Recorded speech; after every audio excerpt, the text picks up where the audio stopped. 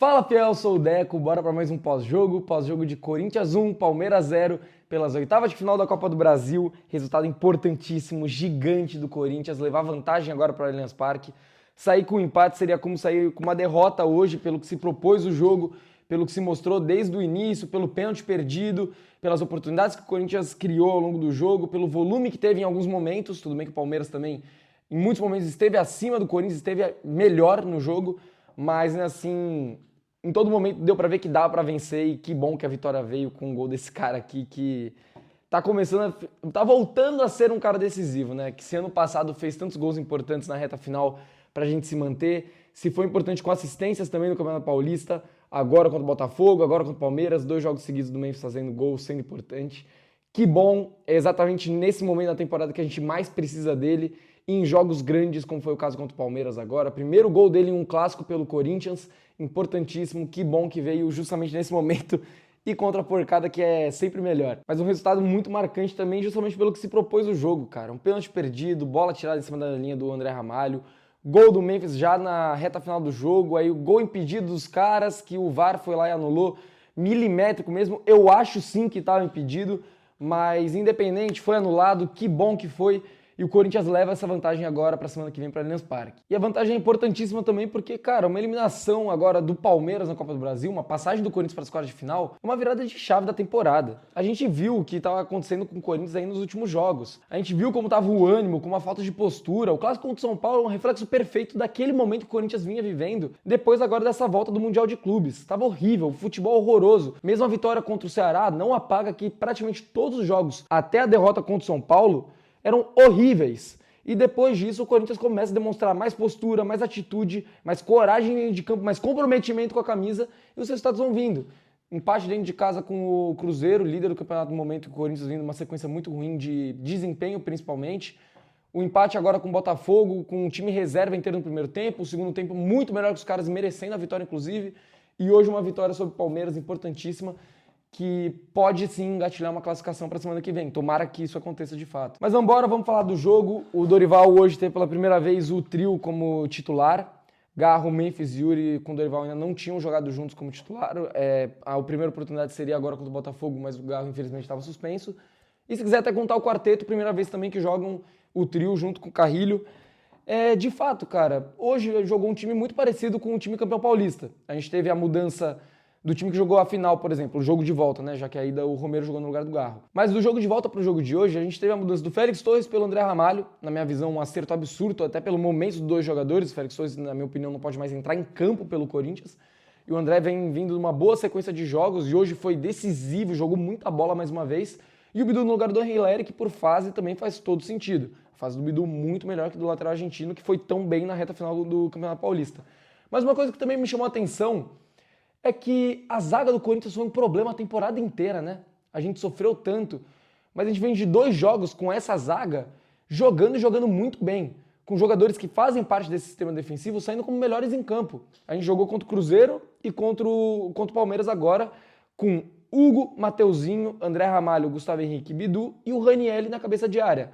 Hoje o Martins jogou também, aí jogou o Carrilho, enfim, mas eu tô falando desses 5 especificamente, que acho que todos eles podem ser destacados no jogo de hoje, assim como poderiam ter sido destacados, como foram também no jogo contra o Cruzeiro. Mas o meu ponto é que a gente vem sofrendo tantos problemas defensivos a temporada inteira, tantos jogadores tendo fases irregulares, mas também mostra um pouco como não precisa inventar muito para as coisas darem certo, não precisa inventar muito para dar um jeito nessa zaga. Jogou a zaga do ano passado, jogou a zaga das 9 vitórias consecutivas. Jogou a zaga que, foi tão decisiva, tão importante para o Corinthians se manter na primeira divisão e conseguir chegar à Libertadores no final do ano passado. Quantas vezes a gente viu esse sexteto que eu citei jogando junto em 2025? Principalmente jogando junto depois do Campeonato Paulista, depois que o Corinthians conquistou o título e de fato o ânimo baixou, o ritmo baixou, muitos jogadores entraram numa fase ruim, eliminados Sul-Americana, Libertadores, isso e aquilo. Mas quantas vezes a gente teve esses caras que ano passado eram titulares absolutos e jogando muito, a gente teve a oportunidade de ver esses caras atuando juntos esse ano. Foram pouquíssimas, o Ramon fazia muitos rodízios, colocava o Félix Torres para jogar assim muitas vezes, o Tchoca foi titular na temporada também, o próprio Félix Torres foi lançado como titular por boa parte da temporada até o momento. Eu acho que tem sim parte do famoso dedo do treinador para corrigir essa zaga nesse momento da temporada, mas eu acho que também tem a ver com não inventar muita moda. Você de fato definir quem são seus titulares, confiar neles e trabalhar em cima disso. Trabalhar melhor na zaga com esses caras. Pô, a gente exige tanto melhora defensiva do Corinthians. É muito mais fácil se você trabalha sempre com os mesmos caras como titulares para pegar esse entrosamento, esse ritmo jogando juntos, do que se toda hora você coloca o Hilera no lugar do Bidu, se toda hora você coloca o Félix Torres ou o Kaká na zaga, o próprio Choca, se você tem o Mateuzinho fora por lesão, suspenso, seja lá o que for, ou nem toda hora você vai jogar com o Ranieri sendo esse primeiro cara da contenção, vai ficar trocando toda hora ele com o Martinez. É muito mais fácil se organizar fazendo dessa forma, dando sequência para os caras de fato jogarem juntos, treinarem juntos como titulares, enfim, desse jeito fica muito mais fácil de trabalhar. E o mesmo vale para o meio campo e para o ataque, porque na minha visão, pelo menos, hoje a zaga do Corinthians estava encaixada, o ataque estava um pouco encaixado, porque de fato são caras que se entrosam bem juntos, o Garro, o Yuri e o Memphis, mas o meio campo, cara, hoje estava uma bagunça, principalmente para marcar, mas até na transição ofensiva, pô. Muitas vezes a gente viu o Corinthians saindo para o contra-ataque, saindo em velocidade, principalmente no primeiro tempo, mas com muita dificuldade, porque faltava muito apoio dos meias. Eu falei isso aqui no jogo contra o Cruzeiro, e eu vi muito disso, principalmente no primeiro tempo. Mas hoje, cara, especialmente no quesito defensivo, deu para ver que o meio-campo do Corinthians estava muito desencaixado na marcação. O Palmeiras, que é um time que é muito mais entrosado, joga junto muito mais tempo, é mais bem treinado que o Corinthians, tem muito mais peças de elenco e até no time titular. É um time melhor que o Corinthians, não tem muito para onde correr, com a marcação praticamente perfeita por boa parte do jogo. O Corinthians com muita dificuldade de fato, furar a zaga do Palmeiras e sair jogando de trás.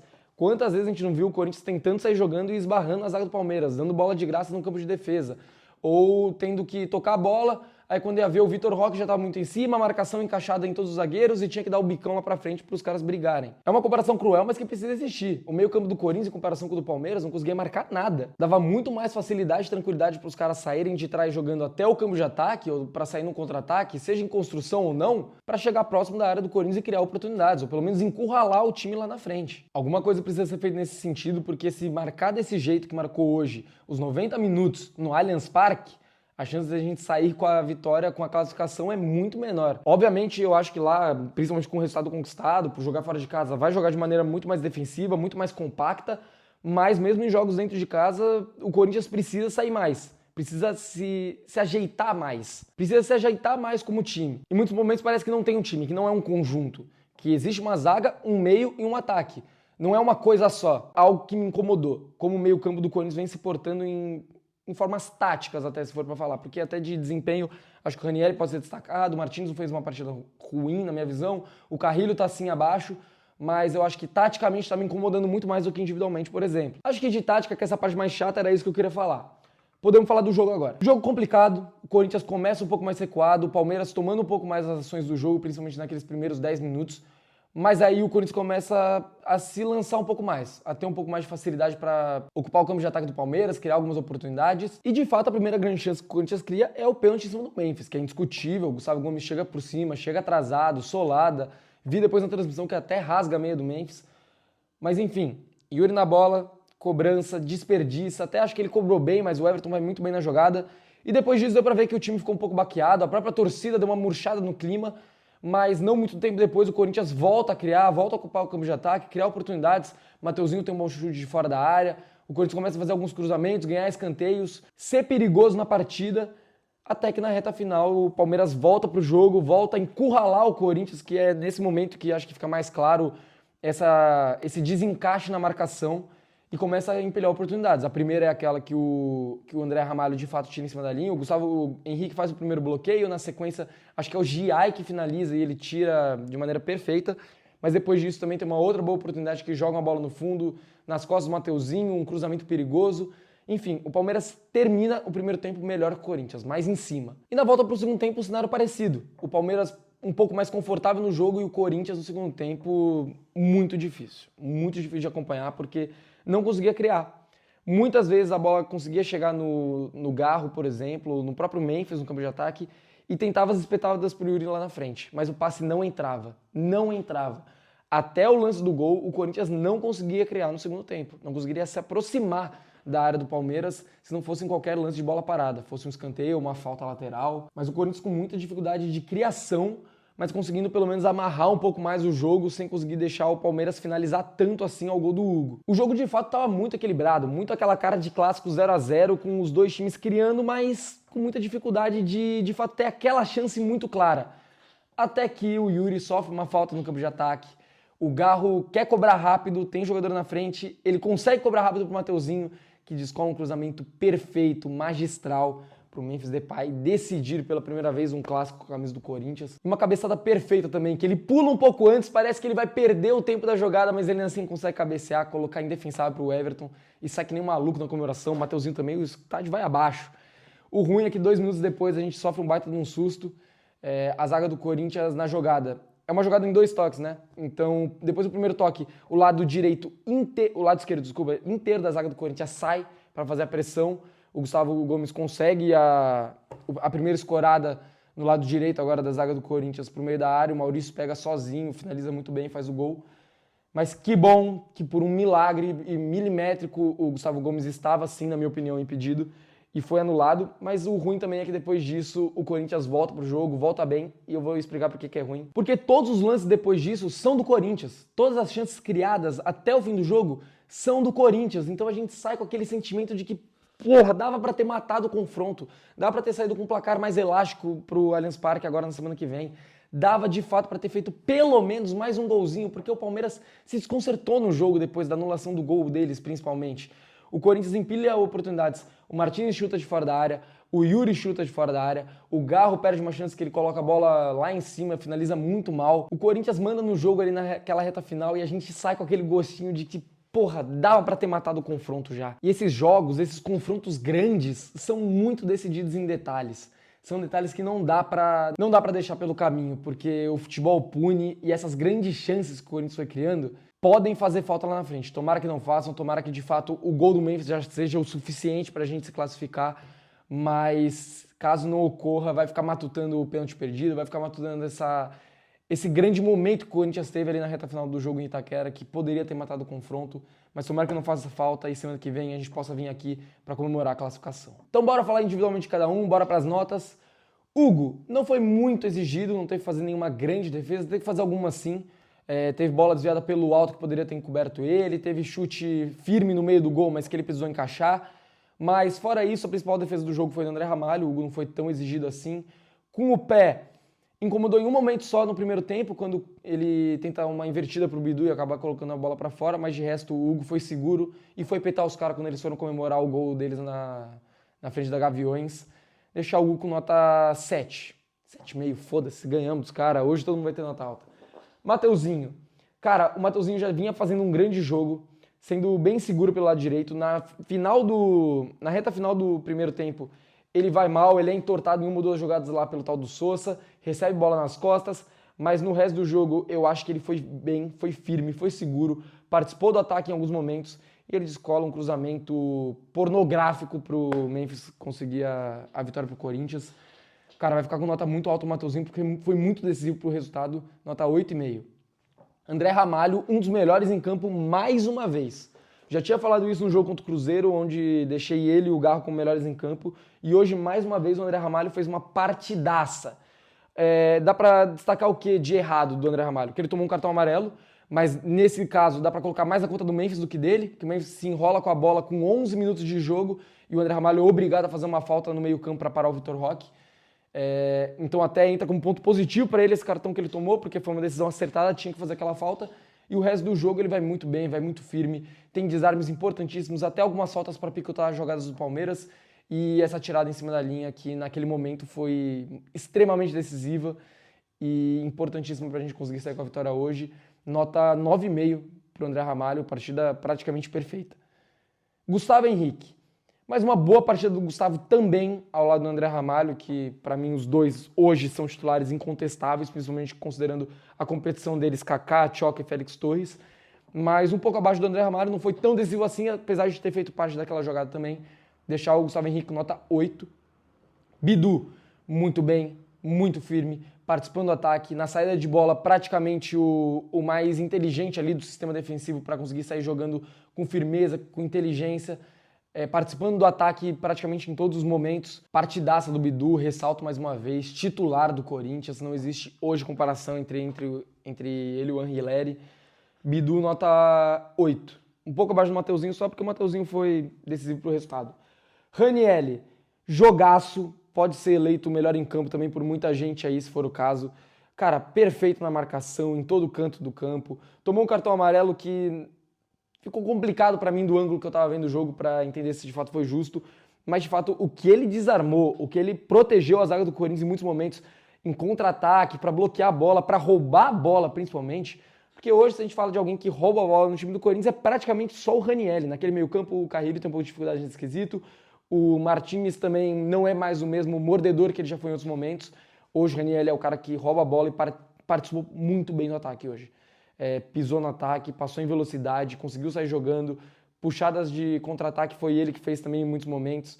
Partidaça do Ranieri, nota 9 para ele. Martínez, mais um jogo discreto, onde ele não tem nenhuma grande participação efetiva em uma jogada ou outra, mas um jogo onde achei que foi muito importante. Taticamente para fechar espaço, para desarmar algumas bolas, para chegar firme daquele jeito que a gente já conhece Martínez. E não errou no quesito de muitos passes, que é uma característica dele em muitos momentos. Hoje foi seguro com a bola no pé e conseguiu participar mais do ataque do que vinha participando em outros jogos, principalmente no primeiro tempo, caindo pelo lado esquerdo para ajudar um pouco o Bidu em alguns momentos. Todo mundo vai levar nota alta, então hoje o Martínez fica com nota 7. E o Carrilho, cara, talvez o time titular seja o que vai ficar com nota mais baixa. Senti muita falta do Carrilho no jogo de hoje.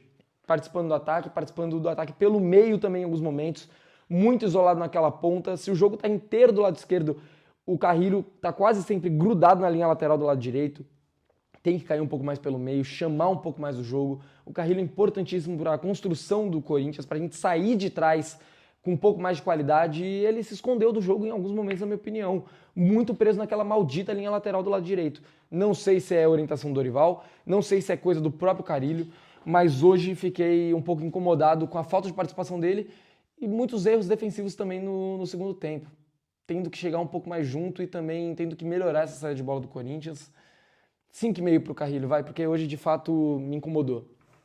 Garro, muita raça, muita luta, mas poucos acertos no jogo. Tentou muitos lançamentos. Se eu não me engano, o pênalti no Memphis é no lançamento dele, mas e também no lance do gol, né, que ele cobra rápido e toca bem a bola pro Mateuzinho.